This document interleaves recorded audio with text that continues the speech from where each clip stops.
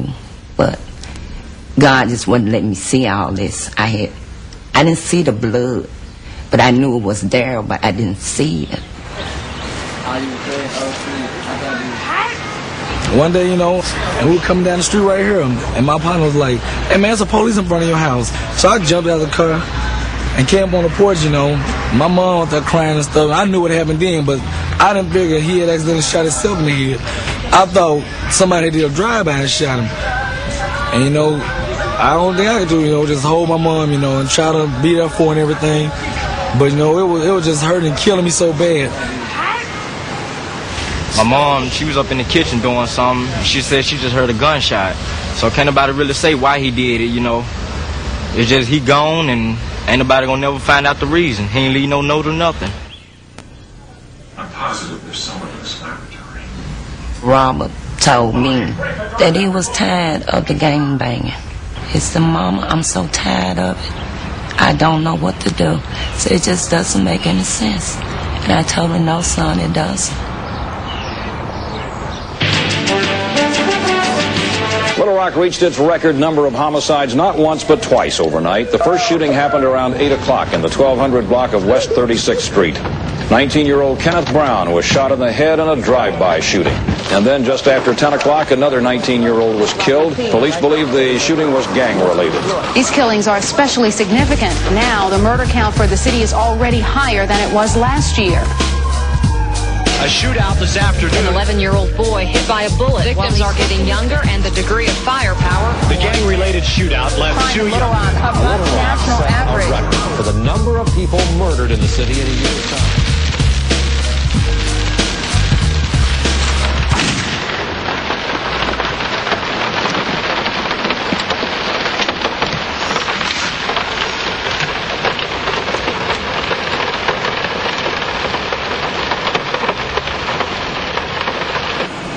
Right now, the things are tremendously violent on the streets, and kids are still killing one another. And just this very morning, a 19-year-old boy was shot and killed, supposedly by somebody that was in his own gang. And it's just gone on and on and on until it's affected me to the point where no longer can I be objective about it. When I see victims used to, you know, I just thought about doing my job. And then as I worked on, I began to notice that these victims all had families, and that when they died, regardless of how bad a kid they were, somebody hurt. And then the perpetrators of the crime, their family members suffered. And it's just a tremendous loss to society when an entire generation of young men is being wiped out.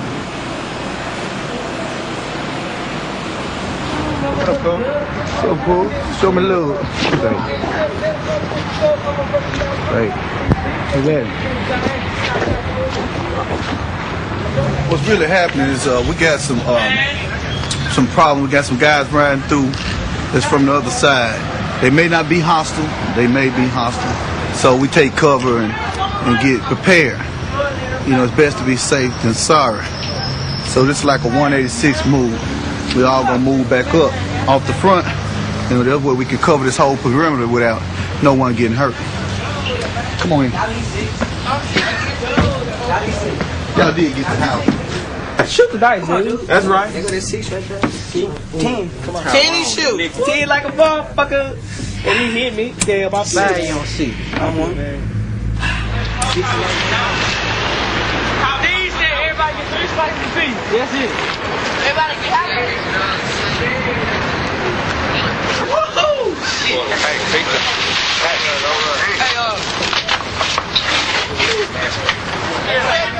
It just takes time, and when you've been doing, you know, for so long, it's been going like that. It just takes, everybody's got to feel everybody else out and just see. But we got to quit the killing.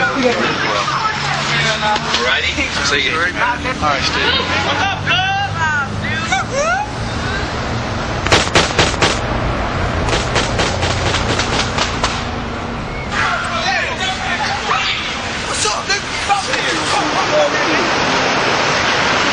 Anybody get hit? No, I don't think anybody got hit.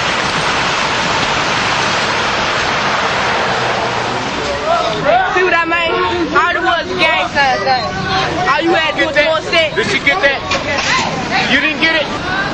You see they threw they set top up? Tell her what happened. Tell her just what happened. They just rolled through. That was a drive-by. You see what happened, don't you? You see what happened? We can't never stand out here without that. That is a perfect example. I mean, you know, these kids were not doing anything, and this group drove by, and this is retaliation. And what you saw was that car, whoever they were, that went by and started shooting at Ugly Man that was down there. And then, of course, you know, you got retaliation. And I mean, that just, you know, just takes one of those, just a split second, and the person's no longer with us. I mean, just like that. Crazy. I'll never understand. And so imagine how these kids feel.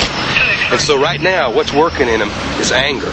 I mean, you know, and these older guys are trying to keep them in check, but they're not out of their hoods. I mean, you know, this is people coming into their neighborhood, and this is a city. I mean, we ought to be able to go everywhere we, you know, want to go. But I don't know. Makes my heart go 1,000 miles an hour, so imagine how these kids feel. I mean, ducking every car that goes by. It's crazy. Crazy.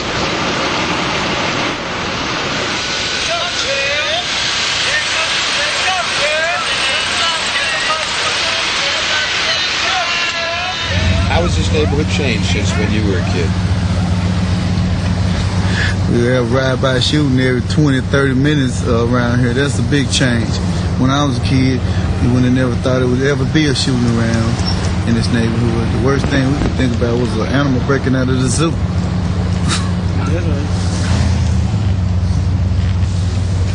I hope one day that soon that the black people start using their minds and not their hands, and start thinking that every time they pull the trigger, they're killing a doctor, a lawyer, even our next president. Tonight's top story. A shootout this afternoon in a Midtown Burger King. 2 people are hospitalized. Details coming up. This is Alan Kelly at the site of a weekend gang shootout. Coming up, we'll tell you why this shooting has prompted a call for the city to have an emergency meeting. If it hadn't happened at university, it would not even be here. It's getting too close to the white community. And I'm glad that we can come together, because crisis seems to be the only thing that brings us to the table. I have a little bit better perspective on drive-by shootings now, because yesterday I was standing on a street corner with a group of kids, and another group of kids drove by in a car, and shots were exchanged. And I was in the middle of it. So I have a whole new perspective now. And I suspect that there will be a retaliation. Last night a woman came across the street, and she said, you know, this is every night. Bullets whiz by my house. What am I going to do? How do I mean, she sleeps in her bathtub at night, for Christ's sake. And so what we have to be able to do is, this is an emergency meeting, but this emergency's been ongoing for years in this community. Our death rate of juveniles continues to escalate, and we must do something about it. And if that just means each and every one of us leaving this room and going out to a neighborhood and starting to learn about it, then that's what we're going to have to do. What's up, Dad?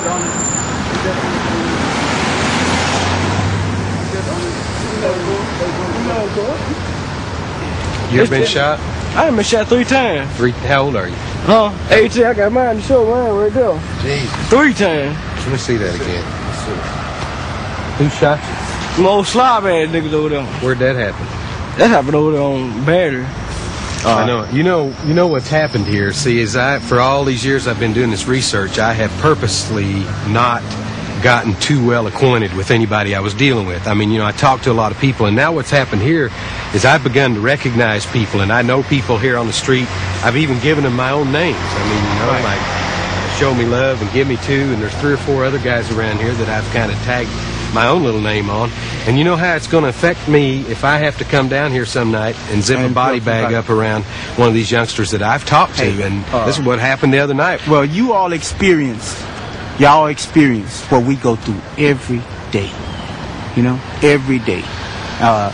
Can you imagine coming out of your front door and every car that passed by, you got to almost, you know what I'm saying, have whiplash from, you know, that's what these kids go through daily.